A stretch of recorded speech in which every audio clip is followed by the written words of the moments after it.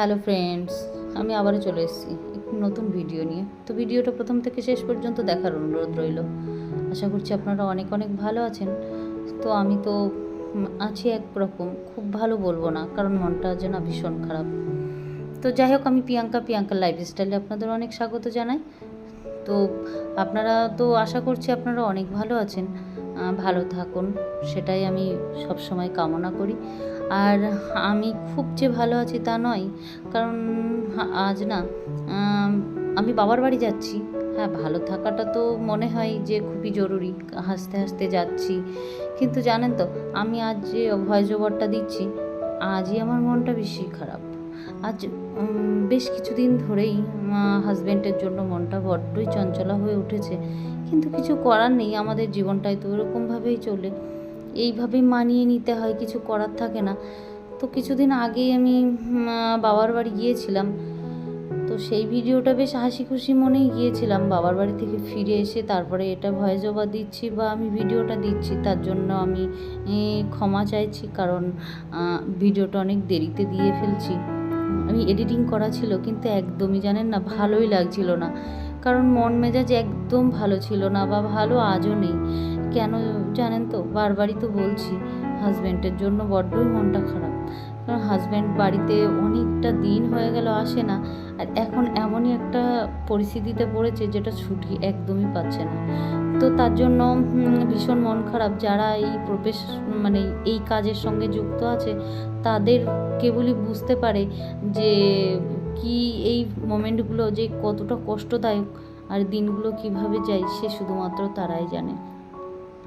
তো যাই হোক, খুশি তো থাকতেই হবে, কিছু করার নেই, এটাই আমাদের জীবন। আর দুটো ছেলেকে নিয়ে যেহেতু থাকি, তো হাসি খুশি যদি না থাকি তো ছেলেদের মনও ভালো লাগবে না। ওই জন্য ওদের সামনে ওদের দেখাতে হয় যে আমি খুবই ভালো আছি, কিন্তু আমার যে মনের ভিতরে যে অনেকটা কষ্ট পাচ্ছি, আমি মনে কুরে কুরে খাচ্ছে, কিন্তু সেটা আমি ওদেরকে বুঝতে দিতে পারছি না, কারণ আমি যে মা, আমার উপরে অনেকটা দায়িত্ব আছে। সেই জন্যই আমি সেইগুলো ওদেরকে অনুভূতিতে দিতেও চাই না, যে ওরা জানতে পারুক যে মা খুব কষ্টে আছেন।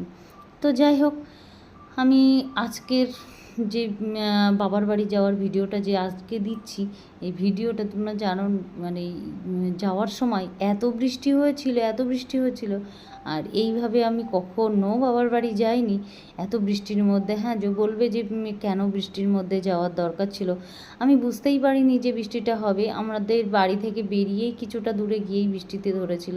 তার আগে আমি ফোন করে শুনেছিলাম যে বাবার বাড়ির দিকে নাকি বৃষ্টি হচ্ছে, তো আমি ভাবলাম হয়তো এই সময়টা কোনো দিকে বৃষ্টি হয়, কোনো দিকে হয় না, তো যেদিকে মেঘ হয় সেদিকে বৃষ্টি হয়। তো এই ভেবেই বেরিয়ে গেছিলাম। তো ওই রাস্তায় কিছুটা একটু সমস্যার মধ্যে পড়তে হয়েছিল, যেহেতু বৃষ্টিটা বারবার আসছিল। তো কিছুটা থেমে থেমে যাচ্ছিলাম, আর অনেকটা পথ না ছেলেই নিয়ে গেছিলো এবার স্কুটিটা চালিয়ে, কারণ ও অনেক ফাঁকা রোড ছিল, তো তার জন্যই ওকেই দিয়েছিলাম বেশিরভাগটা। আর আমি যেই জায়গাগুলো বেশি একটু ভিড়ভাট্টা ছিল, তো সেই জায়গাগুলো আমিই চালিয়ে নিয়ে গেছিলাম। তো দেখতে দেখতে প্রায় আমি চলে এসেছি, আর এটা চলে এসেছি প্রায় আমি 7 ভাই কালীতলায়। কারণ আমি জানো তো যে গেলে যে যাতায়াতের পথে আমি একদম মায়ের ওখানে প্রণাম করতে ভুলি না, কারণ আমার হাজব্যান্ড থাকে বাইরে।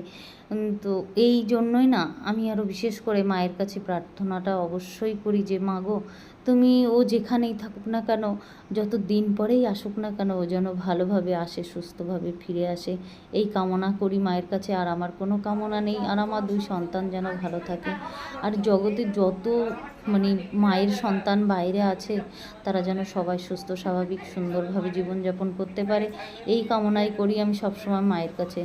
আমার এই যে কতটা কষ্টদায়ক সে বলছি না, শুধুমাত্র ফৌজের বউগুলো, যারা, শুধু ফৌজের বউ বলবো না, যারা বাইরে বিদেশে থাকে তারাই খুবই বুঝতে পারে অনুভূতিতে, না হলে কেউ বুঝতে পারবে না।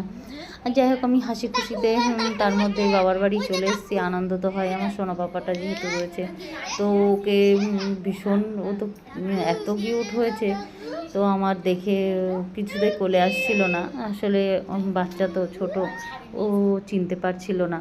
তো যাই হোক, আমি এসে অনেকটা আনন্দ করলাম, করেই দেখো রাতের বেলায় আমি ঘুমাতে চলে যাচ্ছিলাম। তো সারাদিনের যেহেতু ক্লান্ত ছিলাম, তো রাতের বেলায় ঘুমানোর আগে একটু ফ্রেশ হয়ে নিই, তারপরে ঘুমাতে গেলাম। আর পরের দিন সকালবেলায় উঠেই আমি চলে যাচ্ছি মাঠে। আর এই মাঠে যাচ্ছি কেন, বাবা না সবজি চাষ করেছে, তো সেই সবজি মা বাবা সবাই গেছে তুলতে, তো আমিও যাচ্ছি ঘুম ঘুম চোখে, এখনও ঘুম কাটেনি, কারণ আমার এত সকালে ওঠা অভ্যাস নাই। আর এতটা সুন্দর লাগছে, বৃষ্টি হয়েছিল তাই। তো দেখতে মাঠটা একদম পুরো ভরে গেছে জলে, এত ভালো লাগছিল। এরকম আমরা ছোটোবেলায় দেখেছি, কিন্তু এখন আর আমার দেখা হয় না, যেহেতু আমার শ্বশুরবাড়ি অত চাষাবাদ নেই। তো বাবার বাড়ি গেলেই একটু প্রকৃতিকে অনুভব করি। তো আজকের ভিডিওটা এই পর্যন্তই, দেখা হচ্ছে অন্য কোনো ভিডিওতে। ততক্ষণ তোমরা ভালো থেকো, সাবধানে থেকো, আর আমার সঙ্গে জুড়ে থেকো। ভিডিওটা যদি ভালো লেগে থাকে লাইক কমেন্ট শেয়ার করে দিও, আমার পাশে থেকো। আর তোমরা সাপোর্ট করলে তবেই আমি এগিয়ে যেতে পারবো, না হলে কখনোই সম্ভব না। তো দেখা হচ্ছে নেক্সট ভিডিওতে, ভালো থেকো।